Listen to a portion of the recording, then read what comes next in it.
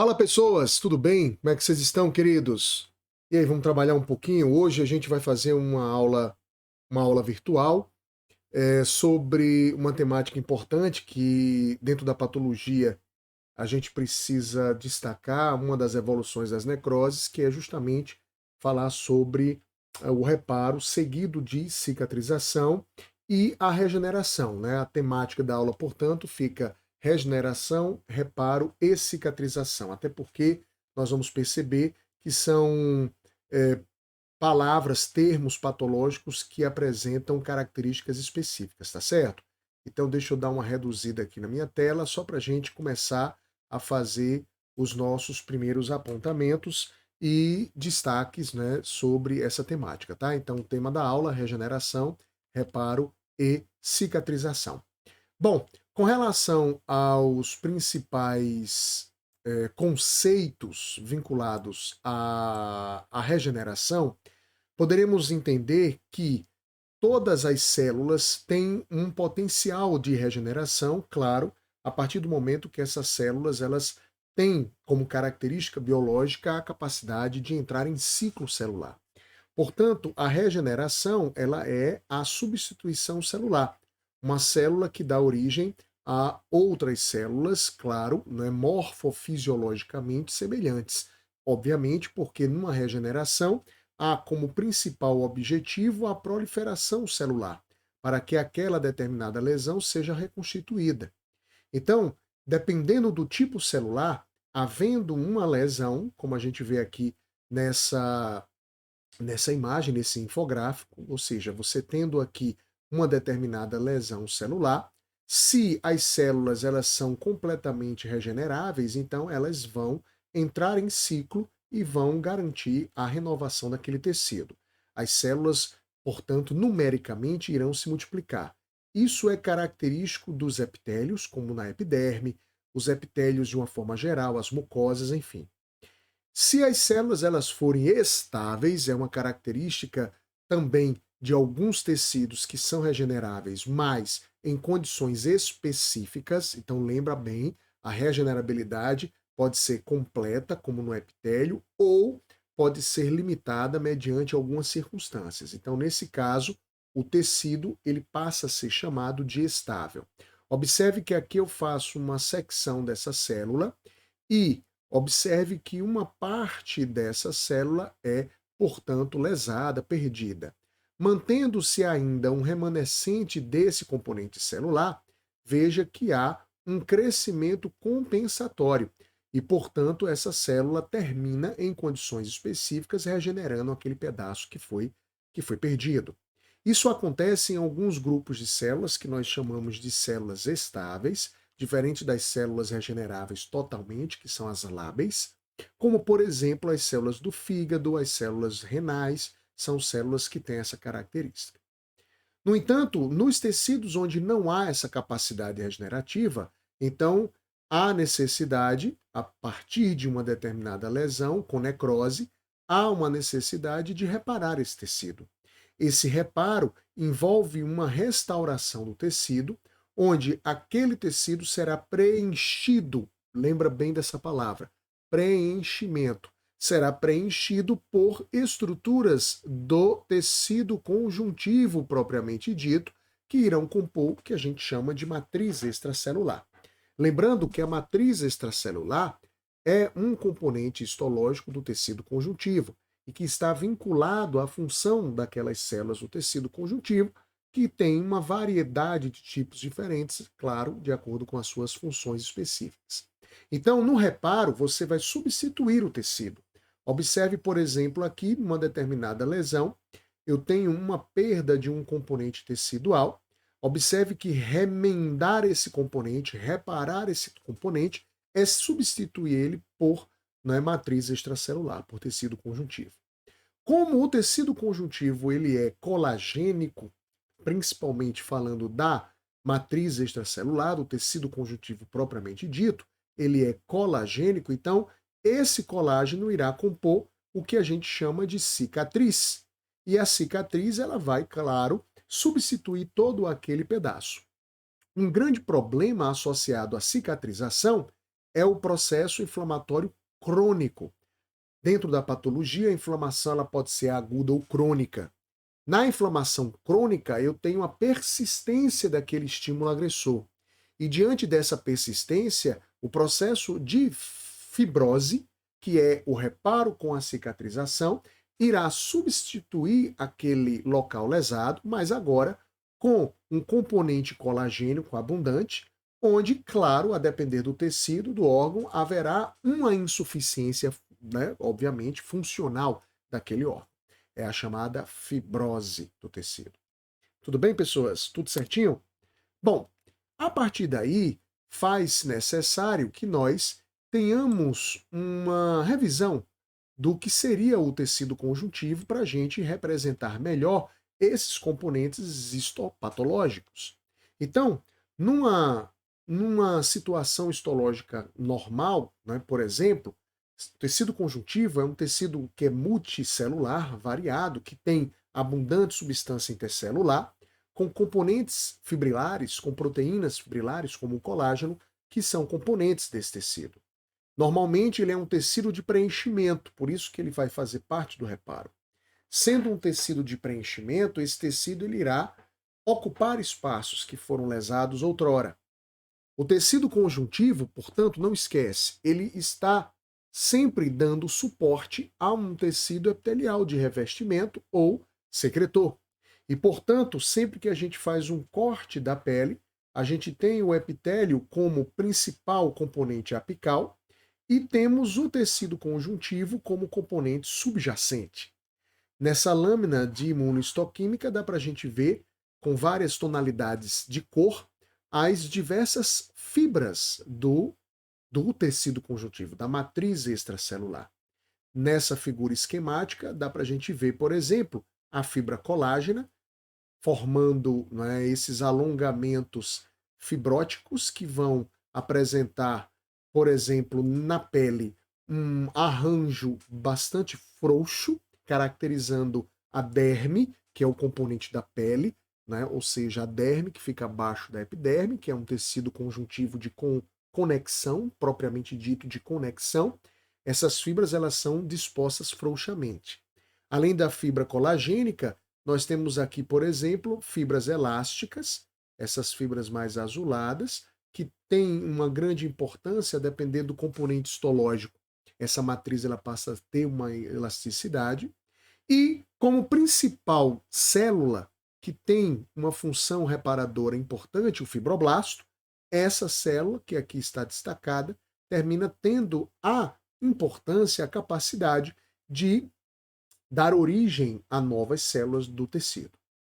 Além disso, é importantíssimo mencionar aqui a presença de células residentes, como os plasmócitos, que são células de defesa, como os mastócitos, que também são células de defesa, como os macrófagos, que participam também da defesa através da fagocitose. Então você tem um ambiente que, no momento de reparo, passa a ser também modulado, portanto, por células de defesa, ok? Tudo bem, pessoas?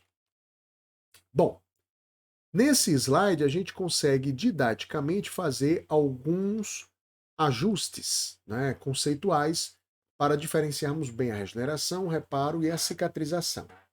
Por exemplo, aqui eu tenho um corte hepático, né, de um lóbulo hepático, onde a gente consegue ver, inclusive, aqui a tríade portal, os três vasos que compõem a tríade, né, a artéria hepática, a veia porta e o ducto, dá para a gente ver aqui destacado.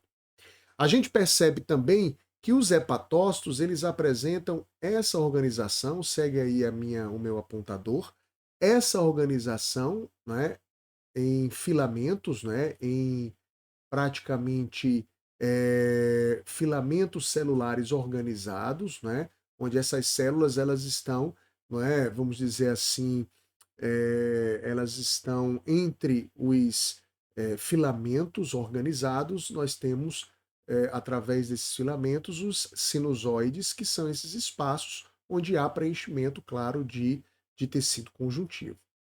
Num determinado tipo de lesão, onde há uma perda celular, a gente consegue ver que aqui alguns desses sinusoides foram afetados, né, e os componentes celulares, né, que estão adjacentes aos sinusoides foram perdidos. Nesse tecido, nesse componente tecidual, a gente consegue ver que a proliferação ela restaura essas células, uma vez que elas são estáveis, e, portanto, aqui a gente tem um retorno da organização histológica do fígado. Já nesse lado aqui do esquema, onde você tem lesões das células, onde a matriz, né, desses sinusoides, né, também foi comprometido pela lesão, então a gente perde aqui o componente histológico, né, as células morrem e há um desarranjo histológico. A gente percebe que agora essas necroses evoluirão para a formação de um reparo com cicatriz, onde aqui essa cicatrização geralmente garante uma perda, né, uma insuficiência celular naquele espaço, que é preenchido por cicatriz, então nada fica, claro, não é, aberto, então você tem um preenchimento cicatricial por fibras colagênicas, mas com a redução, não é, da capacidade funcional daquele tecido, certo? Se essa fibrose aqui caracteriza-se, portanto, a chamada fibrose. Se essa fibrose que apresenta essa condição patológica, uma vez de que há a presença da inflamação crônica persistente, nessa fibrose, portanto, você tem uma perda funcional daquele tecido e isso gera, claro, uma insuficiência, tá? A lesão, portanto, sendo persistente, alterando aquele tecido de uma forma comprometedora, gerando um processo inflamatório que passa a ser crônico, proliferativo, onde os mediadores químicos e os fatores de crescimento vão ativar esse processo cicatricial, agora essa fibrose ela passa a ser, não é, a substituição daquele local que foi lesionado. E dentro desse aspecto, né, a gente relembra que os processos de regeneração, reparo e cicatrização, portanto, irão depender do tipo histológico e do tipo de lesão, da gravidade de lesão e, claro, de como aquelas células se comportam. Quais são os mecanismos que regulam, por exemplo, a proliferação das células? Ora, a proliferação das células depende do que a gente chama de ciclo celular. Então, as células elas podem ser, como a gente já viu, lábeis, que têm uma capacidade de proliferação elevada, lábeis.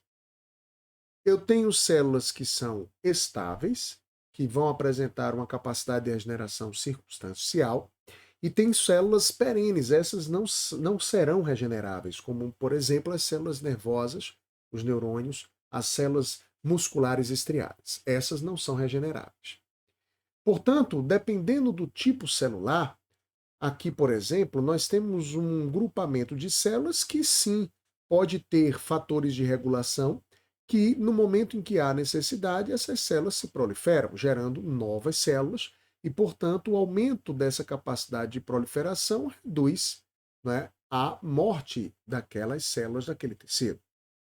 Mas existem fatores que regulam também, além da proliferação, a diferenciação celular.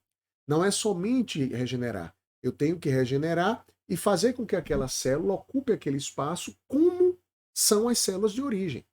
Então, uma célula que é progenitora, ela é tronco, ela não tem, muitas vezes, a característica daquele tecido diferenciado. Então, além da proliferação, há também a diferenciação daquelas células para ocupar aquele tecido reparado.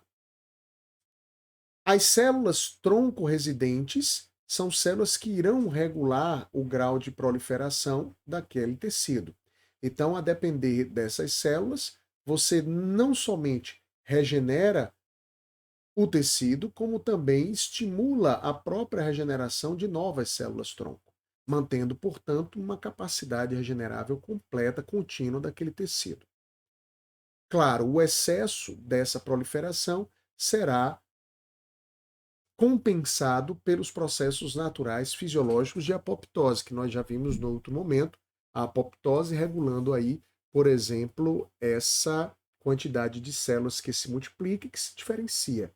Não esqueçamos que se eu tenho fatores que afetam essa regulação, como, por exemplo, mutações gênicas e outros fatores carcinogênicos, isso pode gerar uma proliferação excessiva, com mudança do grau de diferenciação daquele tecido, e isso vai caracterizar uma doença grave que a gente chama de câncer.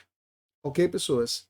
Então, essa proliferação, portanto, em relação à capacidade de regeneração, é uma condição fisiológica. Mas se eu tenho algum determinado fator, né, genético associado que vai criar uma desregulação desse processo, eu posso desenvolver uma condição patológica, como no caso do próprio câncer. Tudo bem? Como já havíamos falado, os tecidos, portanto, podem ser lábeis, capacidade total de regeneração, como nos epitélios, quiescentes ou estáveis, capacidades de replicação limitada, como o fibroblasto, as células hepáticas, as células renais, enfim. E aqueles que são perenes, que não são regeneráveis, como, por exemplo, os neurônios. Então, portanto, uma lesão neuronal, uma lesão, né, de caráter nervoso, né, uma lesão onde você tem aí a morte de neurônios, essa condição patológica ela é grave porque você não vai apresentar, né, a capacidade regenerativa do tecido. Alguns exemplos de regeneração fisiológica, né, uma regeneração que vai acontecer ao longo do nosso próprio mecanismo fisiológico de regulação, por exemplo, o ciclo ovulatório.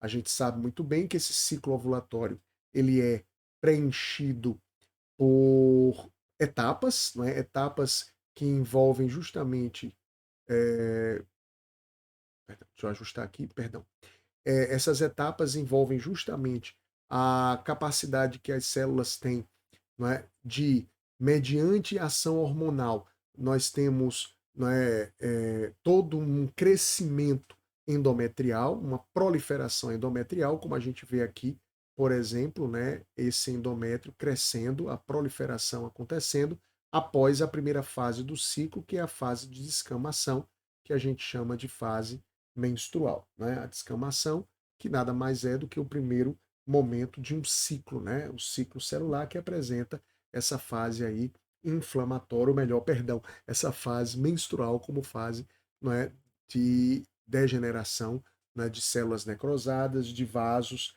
e portanto é uma secreção sanguinolenta.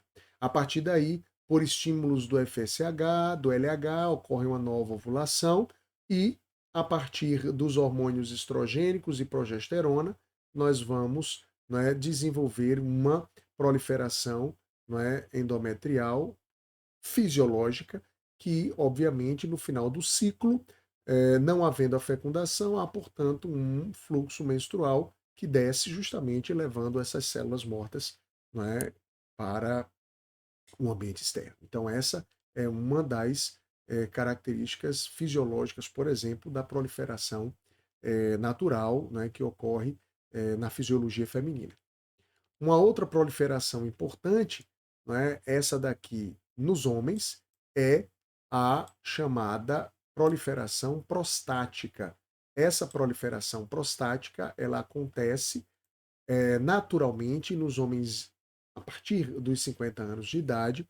A próstata é uma glândula que tem uma função endócrina fundamental, importante, porque ela vai produzir um hormônio chamado dihidrotestosterona, que é também conhecido como DHT, que é um hormônio regulador de diversos processos metabólicos, que envolve inclusive não somente a questão ejaculatória, como também a própria função de produção hormonal da testosterona.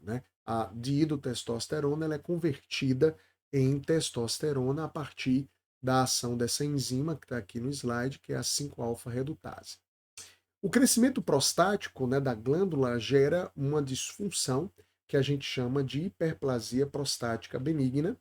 Essa hiperplasia, como a gente vê aqui, perdão, a próstata ela apresenta esses folículos prostáticos que ficam hiperplasiados, com um aumento da sua quantidade celular, né, e uma mudança, né, nas estruturas histológicas das células luminais da próstata. Então, esse aumento prostático, ele afeta a função, por exemplo, urinária, né, e também afeta a função ejaculatória, né, e, portanto, a hiperplasia prostática passa a ser uma condição patológica importante da proliferação do órgão.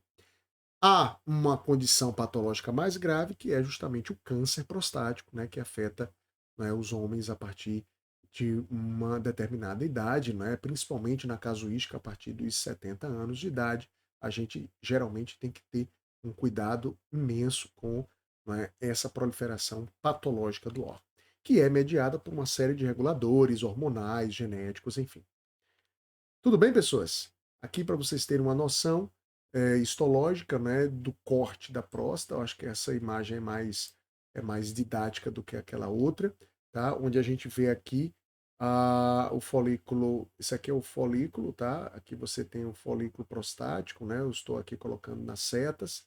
Aqui é o folículo prostático, onde você tem aqui a parte secretora, né? Que é essa parte aqui epitelial, cujas células luminais elas estão aqui circundando o folículo, né, onde a gente tem aqui algumas áreas que são proliferativas, como nessa parte aqui dá para a gente ver, né, essas células luminais com várias mudanças aqui na sua histoarquitetura, elas se proliferaram mais do que deveriam, né, e logo abaixo, né, nós temos aqui o estroma, né, o estroma prostático, né, onde nesse estroma a gente consegue ver vários fibroblastos, são essas células com núcleos alongados.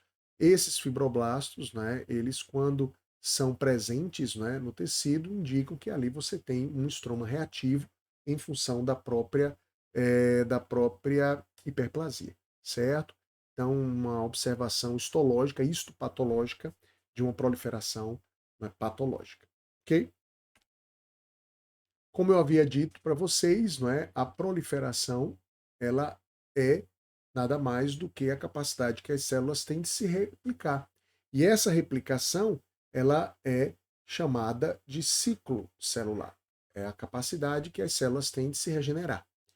Por que, Adalto, é um ciclo? Porque a própria divisão celular pode, claro, ser fator crucial para estimular outra divisão celular. Então, à medida em que as células vão se multiplicando, né, elas vão estimulando as mesmas células daquele tecido a se proliferar até que haja uma regulação genética que vai equilibrar aquele quantitativo de células que se proliferou, certo? O ciclo celular ele é dividido em duas etapas.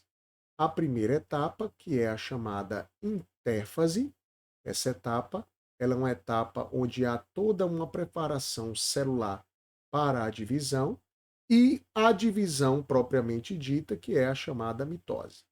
Certo? A intérfase ela é dividida em 3 estágios.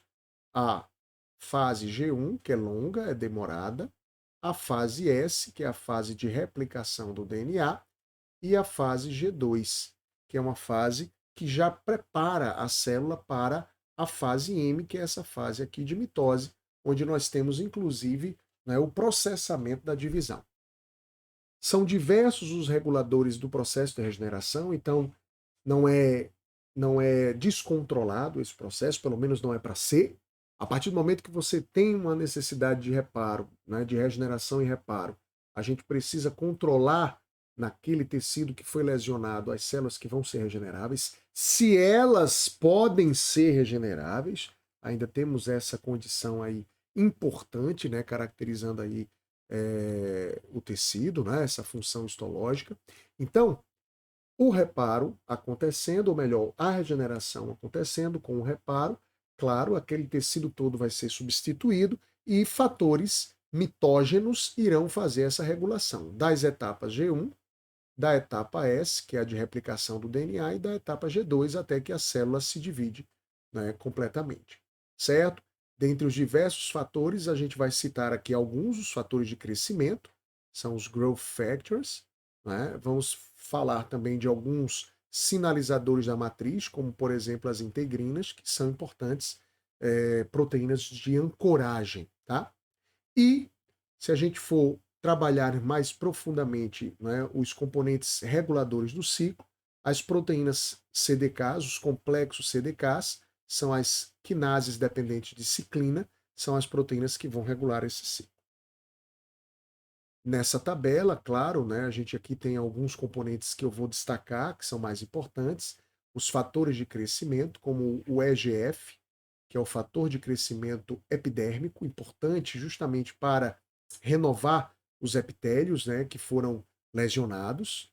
São fatores produzidos por células do sangue, por plaquetas, por macrófagos, por algumas células salivares, por células, por exemplo, que compõem, que irão produzir a urina, enfim.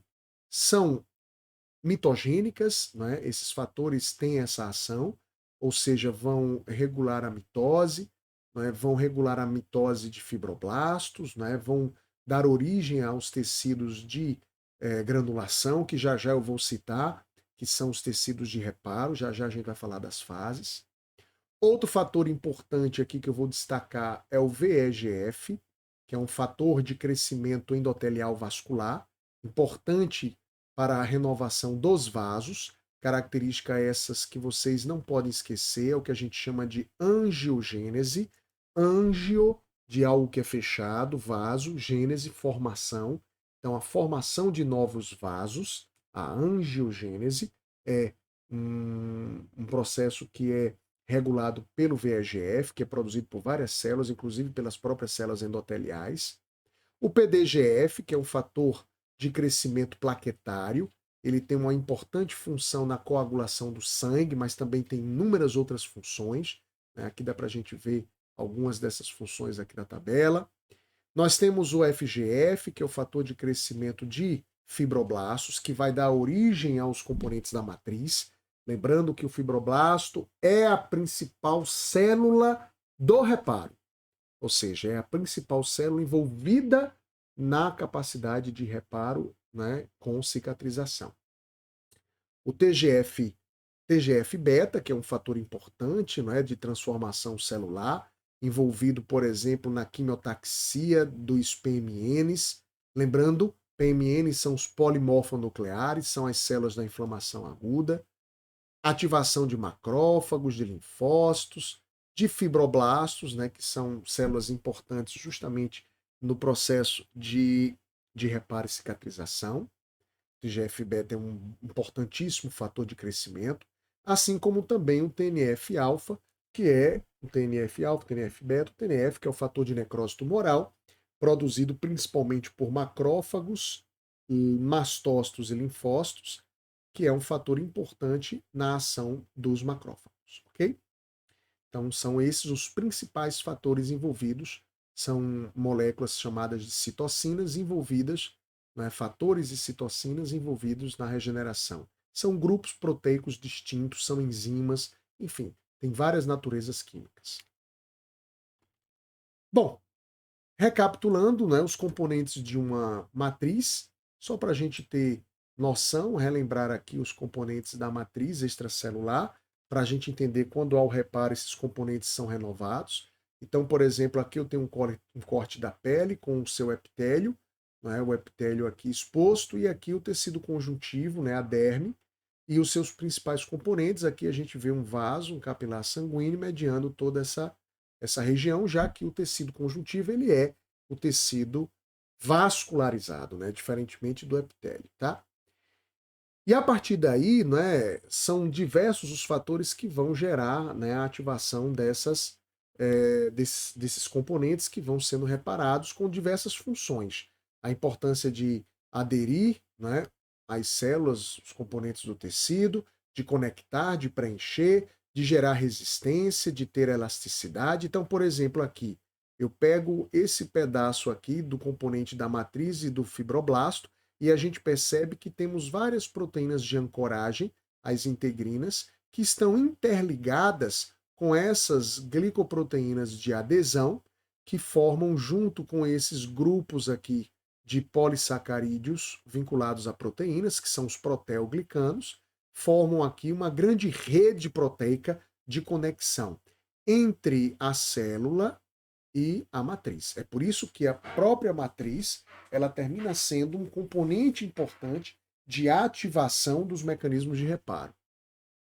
A gente vê aqui, por exemplo, que nesse pedaço aqui do corte do tecido, né, assim como nesse, da membrana basal do epitélio e do epitélio, por exemplo, mais apical e do endotélio vascular, veja como estão organizados aqui os proteoglicanos, são polissacarídeos associados a proteínas, o componente colagênico, que é fundamental para a formação dessa membrana, e as lamininas, que são proteínas também de adesão. Então, tudo isso garantindo um grande ambiente de segurança, de adesão, de preenchimento, de elasticidade e resistência. Ok, pessoas? O colágeno termina sendo, vou mudar minha câmera aqui, vocês estão vendo que eu estou flutuando na telinha, flutuando. Professor Adalto Neto flutuando na telinha. Vocês estão vendo aqui, por exemplo, nesse caso, né, o colágeno termina tendo uma grande importância nesse mecanismo de reparo, tá? Ele é uma proteína que vai colar, né, os tecidos, então tem uma função de preenchimento, de conexão de grande importância, né, na capacidade que as nossas células têm de reparar os tecidos. Então é fundamental que o colágeno ele seja produzido, não é, seja secretado no momento de reparo. Veja que você tem tipos diferentes de colágeno, né? Esses tipos envolvem o tipo 1, que praticamente é encontrado em todos os tecidos duros e moles, o tipo 2 em cartilagens, tipo 3, tipo 5, tipo 4 na membrana basal, outros tipos específicos, né? Então a gente tem vários desses grupos colagênicos, dessas isoformas compondo, né, os diversos ambientes de, de matriz e tecido conjuntivo. E é por isso que, patologicamente, né, é importante a gente estudar o colágeno, porque existem muitos distúrbios relacionados ao processo de cicatrização, distúrbios relacionados à estruturação de uma matriz extracelular, de uma matriz conjuntiva.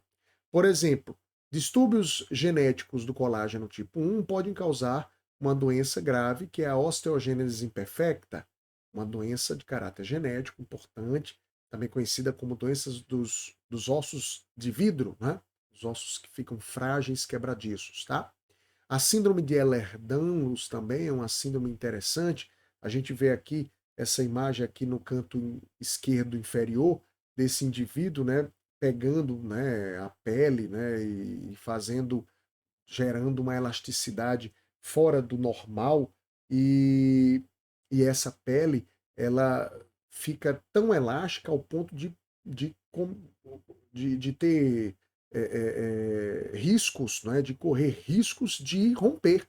E quando há um rompimento, né, de um tecido colagênico, você rompe, por exemplo, estruturas importantes, como vasos, né, porque tudo tem colágeno.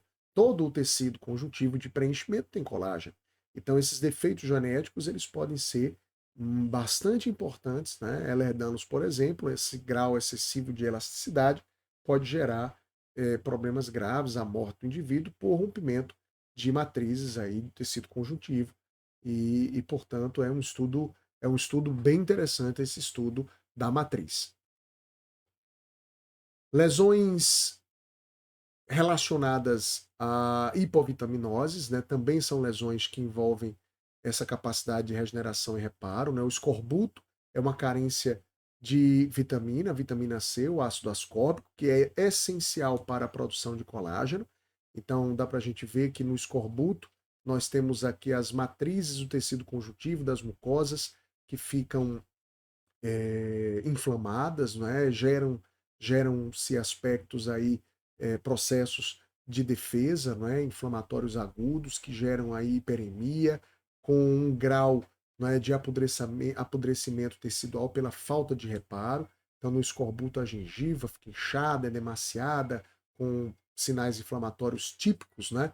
Onde os dentes eles vão apodrecendo, né? Caem, a pele do indivíduo como um todo vai apresentando, né, processos inflamatórios, hemorrágicos. Então, o indivíduo com escorbuto, principalmente aquelas pessoas lá das grandes navegações, então tem aquele contexto histórico interessante, né? Muitas pessoas que morreram de escorbuto justamente pela falta da vitamina C, que é essencial nessa hidroxilação do colágeno, né? A produção do colágeno. As fibras colagênicas, elas estão vinculadas, né, como eu havia dito para vocês, elas estão vinculadas à cicatrização e claro, né, ao processo de sinalização celular. Então, as células, elas estão vinculadas a essas proteínas que estão praticamente entrelaçadas. Então, dá para a gente ver, por exemplo, aqui, né, essa imagem é bem didática. Você tem uma célula que apresenta receptores aqui de integrinas. Essas integrinas estão vinculadas a fibronectinas e a proteínas colagênicas da matriz.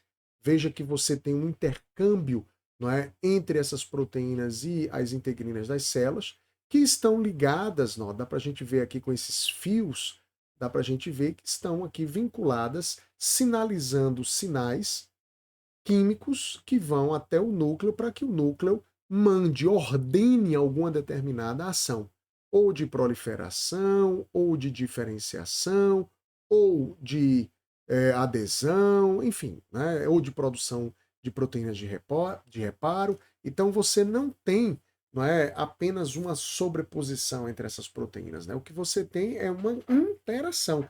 No texto aqui, logo acima, eu coloco uma interação importante entre elas. E o que eu quero que vocês entendam é que no mecanismo de reparo, tanto o componente celular como o componente de matriz, eles estão integrados. Então, por exemplo, né, as pessoas da enfermagem que vão trabalhar muito com por exemplo, as etapas do reparo da cicatrização, né? Modulando a cicatriz através de medicamentos, né? Através das etapas que a gente vai ver já já do processo cicatricial, modulando, né? Tentando otimizar aquele processo de reparo. Então, vocês precisam entender que os componentes mais utilizados são componentes colagênicos, são medicamentos que vão apresentar uma função plástica, né, repondo esses componentes que são essenciais tanto da matriz para a célula como da célula para a matriz. É um entrelaçamento, né, de biocomponentes, né, no momento da cicatrização. Destacando ainda alguns desses componentes, né, então aqui você tem, né, nesse slide dá para a gente ver ainda a conexão de alguns componentes, como os polissacarídeos associados a proteínas, são os proteoglicanos. Dá para a gente ver aqui um polissacarídeo que é um glicosaminoglicano, é um nome complicado mesmo, glicosaminoglicano, tá? Tá aqui em cima. É um palavrãozão, mas que é um polissacarídeo vinculado a esse componente aqui, a esse componente proteico, né? Que é um componente que está articulado a um receptor específico da membrana das células, né? E esse receptor específico ele tem aqui uma ação, uma sinalização que, dependendo da necessidade, né, e dependendo da célula, você vai sinalizar, né, um evento desse reparo. Aqui um outro componente importante, o ácido hialurônico, né, que também é um componente importante, é um polissacarídeo, né, o hialuronan, e aqui a gente vê, né, a membrana plasmática e um receptor específico do ácido hialurônico. Aqui o hialuronan associado a vários glicosaminoglicanos, também com seus receptores específicos.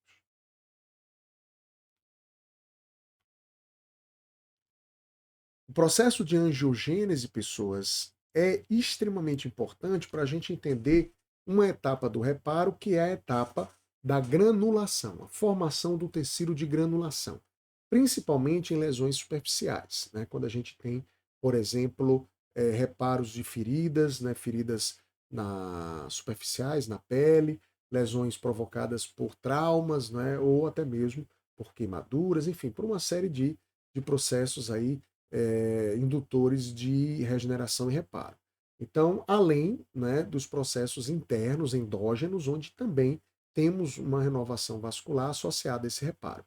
Essa renovação vascular, como eu já havia dito anteriormente, é a angiogênese. Angiogênese. Aqui no slide, né, eu tenho nessa parte aqui da figura, né, da letra a angiogênese, que é o processo de renovação vascular associado à formação de brotos. Então formam-se um broto capilar que vai, não é, criando aí uma rede, não é, vascular. Essa rede vascular vai amadurecendo, né, e vai apresentando, não é, a partir da ação de enzimas chamadas metaloproteases, são enzimas que vão, vamos dizer assim, digerir, degradar aqueles excessos para que a gente tenha, não é, uma migração das células endoteliais, não é, com a formação de nova rede, uma nova rede madura, uma rede, não é, onde a gente tem, não é, a renovação, não é, daqueles capilares naquele local. E uma angiogênese aqui em B, que é promovida pela medula óssea. A gente sabe que na medula óssea nós temos as células precursoras endoteliais, que vão, por exemplo, produzir VEGF, que é aquele fator de crescimento, que vai proliferar novas redes de vasos, e esses vasos eles vão compondo, né, os plexos capilares, né, e as redes maduras a partir dessas ações de medula. Tá? Então a reendotelização, nesse caso, né, que envolve aí uma função medular, por exemplo, né, uma função que pode ser promovida a partir, não é, de uma necessidade, por exemplo, a partir de um órgão isquêmico, um órgão que está com alguma dificuldade de oxigenação, perdão, lesões cutâneas, né, tumores, cânceres, enfim, onde há a necessidade de reposição vascular, nesse caso, né, promovida pela medula. É a angiogênese. Nessa tabela a gente vê a importância do fator de crescimento. Estão comigo ainda, pessoas? Tá de boa? Estão acompanhando? Qualquer coisa, para, né? Com a videoaula a gente tem essa possibilidade de dar uma respirada, de parar, são muitas informações, a gente vai maturando, né, aos poucos, e depois nas nossas aulas presenciais aí a gente vai tirando as dúvidas aos poucos, tá?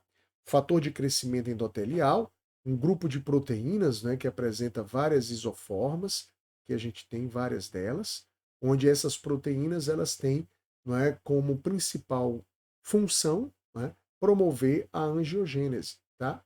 Mas além de promover a angiogênese, também essas proteínas elas estão vinculadas ao aumento da permeabilidade vascular, elas vão estimular a migração de células endoteliais novas, vão estimular a proliferação das mesmas, dessas células, vão regular a expressão endotelial, por exemplo, de proteínas do processo de coagulação, enfim. Então, nós temos uma grande importância, não é, de funcional, né, desse fator de crescimento, que é induzido, por exemplo, ó, no momento que você tem baixa oxigenação no tecido, então eu preciso aumentar essa oxigenação com novos vasos, e a partir de alguns receptores específicos para os fatores de crescimento, como TGF-beta, PDGF, TGF-alfa, né, e aqui os receptores específicos, tá? Então há um grande entrelaçamento bioquímico entre esses diversos componentes é, secretados por essas células que compõem o reparo.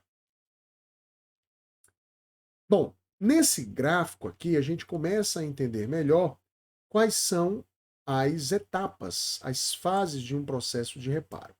Então, nesse caso aqui, nós vamos exemplificar lesões que são cutâneas, para a gente observar melhor essas etapas. Nas lesões cutâneas, a gente percebe bem que no início, a primeira fase é uma fase inflamatória. Como a gente já sabe, células, não é, que vão produzir fatores de crescimento associados a mediadores inflamatórios que vão tentar eliminar aqueles agressores que estão ali dentro daquela lesão. A partir da inflamação, nós começamos a ter estímulos proliferativos que vão dar origem a uma nova matriz. É nesse momento que a gente tem a fase proliferativa, onde a gente consegue ver, por exemplo, a angiogênese e, a partir daí, o chamado tecido de granulação. Que é o que, Adalto? O tecido de granulação é um tecido vermelho, onde a gente vai perceber a presença desses novos vasos, garantindo um ambiente, né, totalmente renovado, com total capacidade de oxigenação.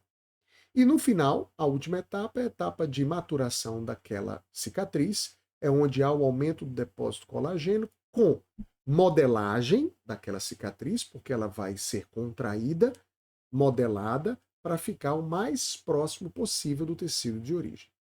Então, são essas as etapas: etapa inflamatória, a etapa proliferativa e a etapa de contração da ferida com remodelação dessa área que foi lesada. Ok, pessoas? Diante disso, a gente agora classifica essas etapas, né? A partir do momento que a gente vai falar do reparo com cicatrização, aí a gente agora classifica os tipos de cicatrização diante das lesões e do tempo. As, por exemplo, lesões que vão apresentar uma área de destruição tecidual pequena, mesmo profunda, mas com uma área pequena, a gente tem uma cicatrização que pode ser induzida por primeira intenção, que é uma cicatrização cirúrgica, onde a gente vai costurar. A cicatrização por primeira intenção usa, portanto, o evento sutura. A gente vai suturar essa área, que é uma área de perda tecidual pequena, para justamente estimular a reatividade do processo inflamatório que está acontecendo, com gradativa proliferação da matriz, com angiogênese e tecido de granulação, ação finalizadora da inflamação, até o reparo, a reptilização e o reparo completo da matriz. Claro, de 24 horas, dependendo da lesão, até semanas, para que a gente tenha, não é, todas as características biológicas daquele reparo com cicatrização finalizadas, né, e próximos, o tecido agora próximo ao tecido que era, o tecido de origem. Tá? Então, a depender da lesão, você costura. Essa cicatrização é a chamada cicatrização de primeira intenção. Veja que a partir de 24 horas, o segundo, terceiro dia até o quinto, sexto, sétimo, a depender da extensão da lesão, da profundidade do tecido, você tem as etapas de proliferação, né, das células do tecido conjuntivo e do MEC, que vão garantir aquele momento. É um processo que, dependendo do indivíduo, dos fatores associados que a gente vai ver, é um processo que pode ser lento, mas, né, é uma etapa importante, né, e tem que ser preservada para que você garanta a saúde renovada daquele tecido. Até que, com algumas semanas, você tem, né, o empalidecimento, a contração da lesão, né, e a partir daí a reestruturação plena no tecido. Ok? Na cicatrização por segunda intenção, veja que agora eu não posso costurar, porque as margens são afastadas. Então, em 24 horas, veja que você tem uma região bastante afastada, com uma mudança muito grande da arquitetura tecidual, uma fase inflamatória que é bastante intensa, onde a gente vê aqui uma proliferação dos componentes de reparo, né, dos fibroblastos, das células de defesa e a angiogênese bem mais intensa. Então dá para a gente ver aqui uma grande quantidade de novos ramos, né, ramos circulatórios que vão ganhando, inclusive gerando aquele vermelho, aquele aspecto vermelho do tecido, já que eu não tenho ainda a reptilização plena. Então você tem um ambiente que está totalmente vermelho pela presença dos vasos. Nesse momento, a ação das metaloproteinases, né, que é um grupo enzimático importante, porque são elas que vão degradar, né, o componente, né, vascular que está aí, né, se proliferando em demasia, né, são elas que vão fazer justamente a remodelação desse ambiente. Até que com algumas semanas a ferida ela é contraída, mas dependendo da extensão, perceba que há algumas deformações dessa cicatrização. Deformações essas que podem gerar, não é, claro, desde, não é, problemas estéticos, que são os menores, mas problemas vinculados a principalmente a geração de aderências, quando essas cicatrizes elas são maiores, ou até mesmo de contraturas, que eu vou mostrar já já. Portanto, tipos de cicatrização, você tem a cicatrização por primeira intenção, que é essa cicatrização que depende de uma sutura, que, claro, vai apresentar a mínima perda tecidual. A resposta inflamatória ela passa a ser mais rápida, obviamente, porque você tem a capacidade aqui de costurar o tecido. Então, a gente reduz complicações desse processo cicatricial. As bordas são regulares e unidas por suturas, a gente sabe disso, e os defeitos são menores. É bem diferente de uma cicatrização por segunda intenção. Nessa cicatrização, nós temos aqui uma grande quantidade de uma área extensa, né, e uma grande quantidade aqui de eventos, principalmente fibroproliferativos, que fazem com que essa cicatrização seja mais lenta. Há uma possibilidade de complicações muito maiores, justamente por causa da extensão da lesão, a grande perda de material biológico, tecidual, há uma abundância no tecido de granulação, e se isso acontece, significa que você tem um processo de reparo que está acontecendo a contento. Nós temos aqui a incidência maior de defeitos. Dentre os defeitos, um deles que é bastante conhecido é o queloide, é esse defeito aqui, é quando a matriz cicatricial ela passa a ser uma matriz mais volumosa, né? Uma matriz que tem colágeno em excesso e que consegue, portanto, apresentar uma espécie de massa cicatricial em alto relevo. Aqui, uma lesão bem extensa, né? Um scalp aqui, não é? Do tecido, onde a gente vê uma área de tecido de granulação, algumas áreas ainda, não é? Com o processo inflamatório associado, então esse reparo está acontecendo mais lentamente. Em pacientes, por exemplo, queimados, há muitos procedimentos eh, de enxertia, né, onde você vai tentar, através do próprio paciente, né, de uma forma autóloga, né, você vai enxertar pedaços, regiões do tecido do paciente naquele local para tentar acelerar o processo cicatricial.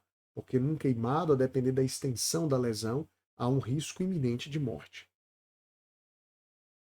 Aqui a gente tem algumas áreas que são importantes, né? Porque essas áreas aqui, infelizmente, elas indicam, a gente já viu isso na aula de necrose, elas indicam que essas regiões elas precisam ser eliminadas, porque elas estão com necroses, né? É uma área que precisa ser debridada, é um procedimento chamado de debridamento ou desbridamento, procedimento bem comum nas enfermarias para reduzir, não é, é, efeitos necrosantes, né, que podem evoluir, como por exemplo a própria gangrena, que é uma evolução das necroses que pode, não é, culminar com mutilação daquele pedaço, daquele membro.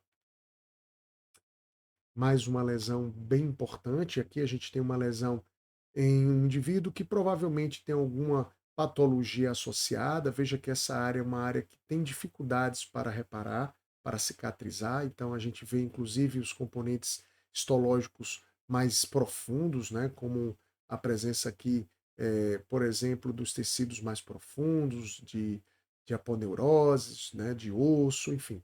Então, uma área aqui bem comprometida, cujo reparo ele pode ser bastante dificultado, até mesmo por causa de, como eu acabei de dizer, né, de doenças pré-existentes, como a diabetes, por exemplo, onde há uma consequência natural da doença, que é a redução da vascularização periférica. Esse sinal de trânsito ele é extremamente importante para a gente entender a evolução positiva do processo de reparo com cicatriz.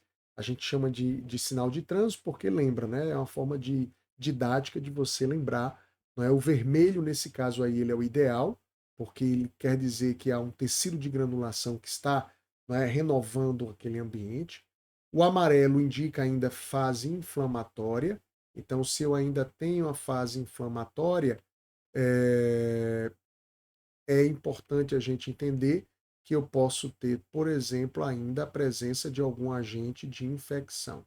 Então a gente precisa tratar.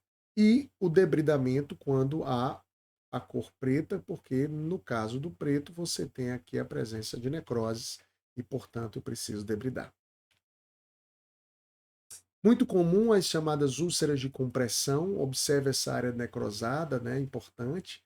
Uma úlcera de compressão, a gente vê aqui no calcanhar, né, que é o pé do indivíduo, né, dá para a gente ver o calcanhar, posição que se mantém, pessoas acamadas, né, doentes já em coma ou com sérias comorbidades, né, já com o, o prognóstico já mais complicado, né, onde essas úlceras de compressão ocorrem por causa da própria compressão dos tecidos, que vão, claro, reduzindo aquela capacidade de oxigenação, de perfusão sanguínea naquele local, e então o tecido ele vai morrendo com, claro, dificuldades de reparo. Diante disso, são diversos os fatores que podem ser adversos à cicatrização. Fatores sistêmicos: má nutrição, doenças crônicas, como o caso do diabetes, insuficiência imunológica, má perfusão tecidual, por exemplo, nas úlceras de compressão, idade, claro, sempre a idade ele é um fator que pode ser bastante positivo ou adverso no caso da idade avançada, ou alguma terapia medicamentosa associada. Fatores locais preocupantes, porque esses requerem uma maior, uma maior uma prática de um cuidado, né, mais contínuo, né, uma maior vigilância, essa é a palavra correta, para evitar processos infecciosos, né, para evitar, por exemplo, contaminantes. Então, um ambiente, né, ele tem que ser o tempo todo vigiado, né? Então, uma infecção pode ser um processo adverso local à cicatrização. A isquemia, né, a redução da oxigenação naquele local, as necroses, é por isso que tem que debridar, havendo a necessidade. Presença de crostas ou corpos estranhos, né, agentes que são irritantes, que possam, né, causar algum atrito ou que possam gerar alguma deformidade cicatricial, ou se a lesão ela passa a ser muito extensa, então há natural dificuldade de cicatrização. Aqui, por exemplo, nesse slide dá para a gente ver a evolução, né? Uma área extensa, ainda com um processo inflamatório observável, né? Dá para a gente ver aqui a região ruborizada. Aqui as bordas que ainda estão afastadas, mas aos poucos o tecido de granulação ele vai começando a surgir com o reparo da matriz. Então a matriz já está reparando e inicialmente, né, a reptilização já está acontecendo. Observe que aqui a gente já tem uma região com bordas mais próximas, aqui bem mais próximos, até que com alguns dias depois, né, praticamente 30 dias depois, a gente consegue ver praticamente as bordas fechadas e a lesão, né, cicatrizar. Úlceras de compressão, perceba nessa histologia que uma úlcera de compressão ela vai destruir aqueles tecidos. Isso vai dificultar a reptilização. Observe que histologicamente fica um buraco, não há reptilização daquele local. A ferida ela pode contrair, mas com uma reptilização dificultada, e isso pode gerar, claro, defeitos cicatriciais. O tecido de granulação, histologicamente, dá para a gente ver aqui, ó, a quantidade de capilares sanguíneos que estão sendo proliferativos aqui, esses capilares com sangue que vão sendo depois controlados pela ação das metaloproteinases, e aqui a reptilização, né, do tecido. Dá para a gente ver aqui a contração da ferida, né? Nesse caso, aqui a gente já tem a produção da matriz colagênica, né, contraindo a ferida. Presença aqui dos vasos, né? Dá para ver aqui, vocês estão percebendo que eu estou circulando, né, uma grande quantidade de vasos que estão fazendo toda a renovação, a angiogênese desse local. Aqui dá para a gente ver bem uma consequência negativa da úlcera de compressão. Veja que os tecidos, né, eles morrem em função justamente da compressão contínua daquele local.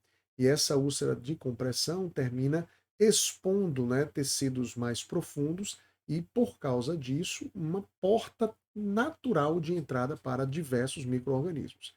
Então, nesse caso, é bem difícil o tratamento, bem complexo, né, onde precisamos ter um grande cuidado para evitar que isso se estenda, né, e que as necroses elas passem a ser mais, né, proliferadas. E futuramente, né, membros que podem ser amputados ou regiões que podem, inclusive, infeccionar, né, para evoluir para uma sepsemia, enfim. São as úlceras de compressão, antigamente chamadas de escaras.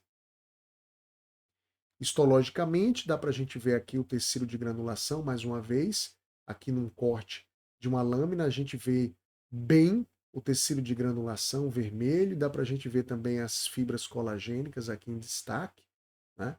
O tecido de granulação é bem evidente, e nessa parte aqui da lâmina, né, onde a gente vê toda essa região azulada, isso aqui é colágeno, pessoas. Essa lâmina ela foi corada com um tipo de coloração chamada de tricrômico de Masson. Tricrômico de Masson é uma coloração que usa três, três, três cores específicas para fazer a coloração dos principais componentes, e o azul ele é justamente, né, o corante que indica a presença colagênica. Então veja que essa área toda está, né, substituída por colágeno. O macrófago, pessoas, é uma célula de grande importância no processo de reparo. Grande importância, o macrófago ele é um componente histológico que ele diferencia-se do monócito do sangue, tem diversas ações no tecido, cada tecido tem um macrófago específico. O macrófago, ele, quando ativado, ele é responsável por fagocitar componentes, por exemplo, parasitas ou outros debris celulares, componentes que sejam lesivos. Tem função inflamatória, produzindo ácido nítrico, espécies reativas de oxigênio, que são mediadores químicos. Função de quimiotaxia, de estímulo à fibroproliferação, de fibroblastos, como produção de PDGF, TGF-beta, TNF, que são citocinas, interleucina 1. Então, produção de uma grande repercussão na produção aqui de moléculas pró-inflamatórias. Produção também de fatores de crescimento endotelial, como VEGF, como PDGF, são fatores importantes na angiogênese. Função importante na deposição e remodelamento da MEC, né, contraindo as lesões, as feridas e remodelando aquela cicatriz. Então, extremamente importante a ação do macrófago. Não esquecer dele dentro do processo de reparo. É um protagonista. Quais são, Adalto, os aspectos patológicos desse reparo? Essas complicações desse reparo podem trazer desde problemas estéticos, como eu havia comentado com vocês anteriormente, até, não é, situações mais graves, como contraturas ou problemas de aderência. Então, aqui, três categorias importantes de processos patológicos associados ao reparo, à cicatrização. Formação deficiente da cicatriz. Então, quando essa cicatriz ela não é suficiente, ela abre, a lesão volta a ser exposta. Então, as deiscências ou rupturas são bem características de alguns processos deficientes, né, provocados por uma série de situações que vão desde um cuidado, né, reduzido do próprio paciente, até mesmo, né, outras lesões mecânicas associadas, enfim. Cirurgias em alguns órgãos que apresentam uma grande área de extensão, onde há um movimento contínuo, como as áreas abdominais, por exemplo. Então, geralmente podem provocar esses erros aí cicatriciais, tá? Ulcerações, principalmente nas úlceras de compressão, também vão formar essa cicatriz deficiente. Um outro tipo de categoria é a formação excessiva de colágeno, né? Essa daqui vai se caracterizar pela cicatrização hipertrófica. Olha o nome dela, cicatrização hipertrófica. E um dos exemplos, né, desse processo cicatricial externo é a queloide, quando ela, obviamente, tem margens, né, margens em alto relevo, principalmente na pele. É óbvio que uma cicatrização hipertrófica endógena, ela pode causar as chamadas aderências, que são bem importantes, porque uma aderência, ela pode provocar, não é, uma dificuldade de movimento daqueles tecidos adjacentes. Então, é importante, né, a gente entender que a cicatrização hipertrófica, ela pode sim, né, trazer prejuízos àquela função daquele local. E as contraturas, principalmente quando há uma grande extensão de área lesada, são deformidades onde há perda inclusive da capacidade do movimento pleno, as contraturas elas reduzem, né, o espaço, né, móvel, enfim. Acontece bastante com queimados, né? Eu acho que a gente tem aqui algumas imagens para vocês, né, entenderem melhor. Aqui, por exemplo, né, a deiscência, que é a abertura, né, a cicatriz deficiente. Né, aqui você teve, por exemplo, uma deiscência dessa região mamilar, né, aqui uma cicatrização a partir de um procedimento, né, de prótese mamária, e aqui uma ulceração, né, em função de uma dificuldade circulatória, talvez por doença pré-existente, como diabetes, né, e portanto essa lesão ela, né, aparentemente está ainda com inclusive um processo inflamatório pleno, né, você vê aqui a área bem ruborizada, né, e ainda um processo inflamatório exudativo aí. Formação dos queloides, né? Queloide, que a gente sabe que é uma deformação cicatricial, um excesso colagênico, né? E, portanto, essa massa cicatricial externa, né? A gente vê aqui numa lâmina histológica corada por hematoxilina e eosina, a gente vê aqui todas essas áreas rosáceas, eosinofílicas, como a gente geralmente chama, são áreas, né, onde a gente tem colágeno em excesso. Tudo bem, pessoas? Estão comigo? As contraturas, como eu falei, principalmente em queimados, né? Observe que aqui você tem processos cicatriciais que reduzem a mobilidade, muitas aderências, né, cicatriciais que precisam aos poucos precisam ser plasticamente, esteticamente, plasticamente, cirurgicamente corrigidos, certo? Então, queimados geralmente sofrem bastante com esses problemas de contraturas. Tranquilo, pessoas? Tudo beleza? Muita coisa, né? Muitas informações importantes nessa aula de reparo e cicatrização, ok? Mas estamos finalizando, né? Então, aqui para a gente já resumir, vamos dizer assim, tudo, né? No processo de fibrose, que é justamente essa cicatrização, onde há a presença do estímulo persistente e do processo inflamatório crônico, na fibrose você vai ativar as suas células de defesa. E, portanto, fatores de crescimento ativados vão gerar, por exemplo, né, vão gerar fibroblastos que vão aumentar a quantidade de colágeno, formando, portanto, uma extensa área de fibrose, além das citocinas, dos mediadores que irão participar também da síntese de colágeno, e da redução da ação das metaloproteinases. Lembra que a metaloproteinase é aquela enzima que vai controlar essa degradação, né, essa proliferação colagênica, né, ela controla fazendo a degradação do colágeno através, né, desse equilíbrio é que a gente vai remodelando a cicatriz. Então, quando há fibrose, nós temos um processo que é mantido, preservado pela inflamação crônica. Então, você termina tendo um reforço positivo aqui das células e das moléculas, das citocinas que vão permanecer aí proliferando, né, o colágeno e causando uma insuficiência, né, daquele tecido, daquele órgão.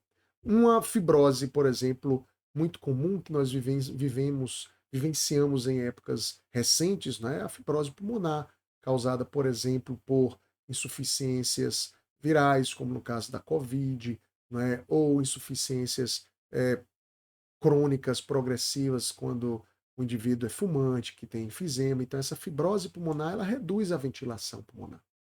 É como a fibrose hepática também, que a gente chama de cirrose. A fibrose hepática, ela é bastante grave, né? A cirrose é uma condição patológica que, dependendo da extensão, né, infelizmente, o indivíduo ele só se mantém vivo se houver um transplante de fígado, ok? E a partir daí, pessoas, por fim, a gente vai finalizando. Eu acredito que o último slide a gente vai finalizando justamente resumindo todos os ingredientes dessa aula. A regeneração, que é a capacidade, a resposta celular para a renovação, né, do próprio componente celular, através da estimulação do ciclo, é a regeneração, restituindo, por exemplo, as suas células. A partir de uma necrose, portanto, eu tenho como, né, induzir a regeneração. O reparo com a cicatrização, o reparo que é a formação de cicatriz, é a substituição do tecido por tecido conjuntivo, por matriz extracelular. Mas se esse reparo ele ocorre com lesão tecidual persistente, inflamação crônica, forma-se uma cicatriz chamada de fibrose, que é uma condição patológica, né, que pode reduzir a funcionalidade daquele tecido, provocando, portanto, uma série de insuficiências, tá certo? E é isso, pessoas. Essa aula, uma aula extremamente importante dentro da patologia, uma aula onde a gente estuda os mecanismos de reparo, de cicatrização, de regeneração, que são mecanismos importantes na área da saúde, tá? Onde a gente precisa ter esse conhecimento justamente por causa da necessidade, não é, de entender os eventos biológicos desse processo. E é isso, tá? Ficamos por aqui, uma aula extremamente importante, né? Revisem, estudem, né? E posteriormente a gente, né, se encontra para elucidarmos as dúvidas. Ok, pessoas? Valeu, valeu, valeu, forte abraço, até a próxima. Valeu, obrigado. Tchau, tchau.